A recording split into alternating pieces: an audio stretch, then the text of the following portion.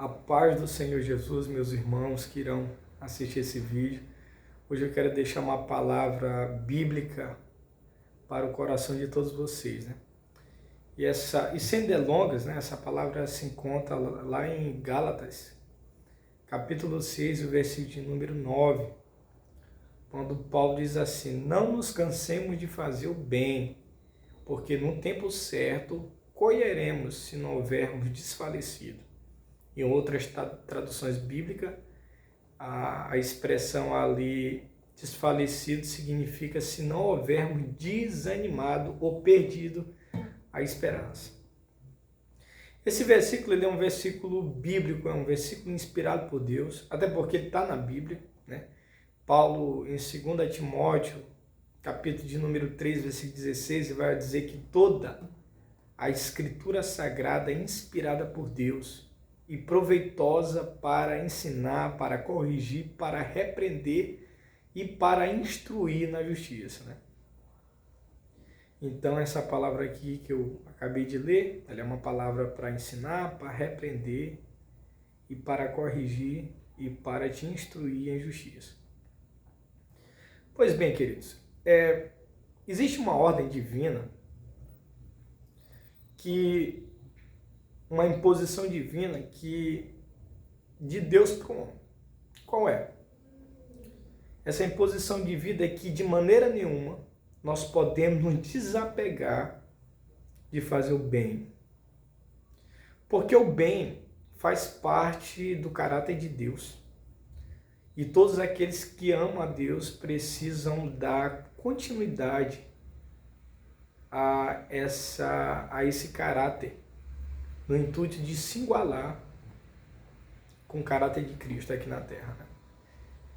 Uma das coisas que Cristo mais efetivou foi fazer o bem, foi trazer o amor, trazer a esperança para as pessoas, né?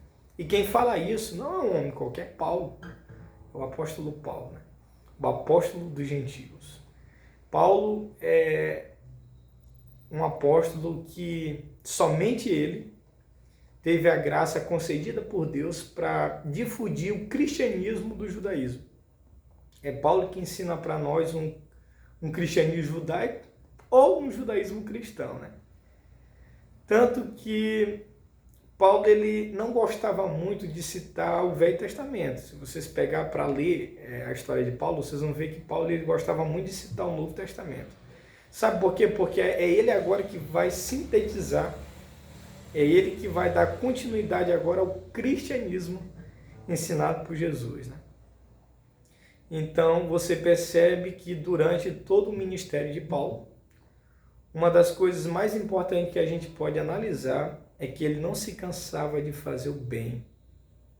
Ele nunca se cansava de trazer alegria para as pessoas, de pregar o evangelho e de salvar as pessoas. E isso a igreja também tem a obrigação. A igreja do Novo Testamento, a igreja primitiva, era uma igreja que eu entendo que não tinha condição financeira, não tinha uma boa estrutura, não tinha um templo bonito, não era uma igreja que tinha dinheiro, mas era uma igreja que tinha uma coisa: amor. Ela tinha muito amor. Tanto que todos aqueles que serviram a Deus se voluntariaram a cumprir com a ordem divina, a cumprir no intuito de trazer a salvação para os seus irmãos, de trazer uma palavra de esperança, de libertar o homem das marras de Satanás. No Novo Testamento nós podemos identificar isso, né? Tanto que os discípulos morreram de forma muito hostilizada, martirizada, de forma muito violenta, mas tudo no intuito de fazer o bem porque amavam a Deus, né?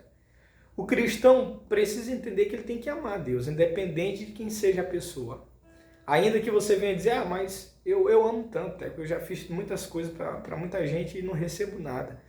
Olha, eu entendo perfeitamente, a Bíblia diz lá em Provérbios capítulo 13, versículo de número 12, que a esperança demorada esmorece o coração do homem, né? Eu entendo que às vezes nós fazemos o bem agora e queremos já receber amanhã. E acaba que não recebemos. Passa muito tempo e a gente acaba esmorecendo e até se esquecendo daquele feito. Mas acredita em Deus. A Bíblia diz que no tempo certo nós iremos colher se fizermos o bem. Se fazermos o bem, nós iremos colher. É uma ordem divina, está na Bíblia. Entenda só, queridos, a justiça do homem é como um trapo de imundície. A Bíblia diz isso lá em Isaías 64, versículo 6, parte B. A Bíblia diz que a justiça do homem é como um trapo de imundície. Não podemos ater a nossa esperança na justiça do homem, mas nós temos que ater a nossa esperança na justiça de Deus, porque a justiça de Deus é imparcial, uma justiça verdadeira, absoluta, enquanto que a justiça do homem acaba nos decepcionando muito, não é verdade? Mas nós não podemos deixar de amar. Paulo, ele vai tratar sobre o amor, ele vai dizer que, em 1 Coríntios capítulo 13, ele vai dizer que se ele não tivesse amor, nada disso adiantaria para ele falar em línguas, os dons, ainda que ele não tivesse amor e tivesse todos os dons, não adiantaria nada, porque o amor vai além do que nós imaginamos.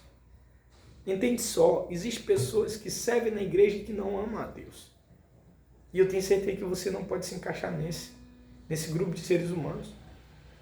Tem pessoas que vão para a igreja cumprir, servem a Deus para cumprir uma ordem decretada pelo pai e pela mãe. Mas não é isso que Deus quer. Nós podemos servir sem amar Deus, mas é impossível nós amar Deus e nos servirmos de maneira voluntária, porque amamos a Ele.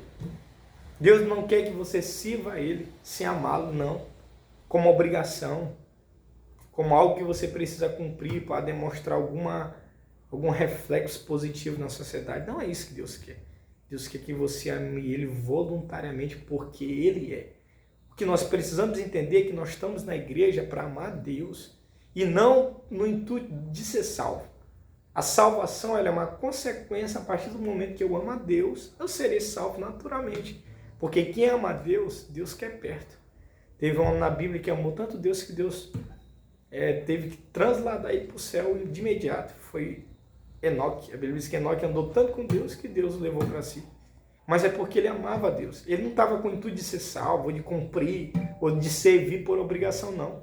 Ele estava ali porque ele amava a Deus, ele gostava de se relacionar com Deus, ele se sentia bem com Deus.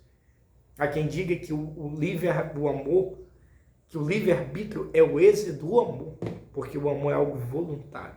Nós precisamos escolher o objeto do amor. Nós precisamos escolher amar a Deus, independente de quem seja. Se teu foco dentro da igreja for os homens, você nem na igreja vai durar. Porque homens decepcionam, homens são defeituosos. Os homens não sustentam o que falam. Mas nós precisamos entender que o nosso foco principal não é o homem dentro da igreja. O nosso foco principal é Deus. Porque as pessoas vão te decepcionar. E quando você viver aqui, você vai se decepcionar com um homem. Você vai sofrer humilhação pelo homem. Mas entenda, não perda o foco. Entenda que Deus é quem é a pessoa especial na tua vida. Então faça o bem, porque no tempo certo nós escolheremos se não houvermos desfalecido. É o que a Bíblia diz. Não podemos deixar de fazer o bem, porque seremos recompensados com aquilo que está além da nossa imaginação. Que Deus te abençoe, meu irmão, e se lembre nessa palavra. Amém?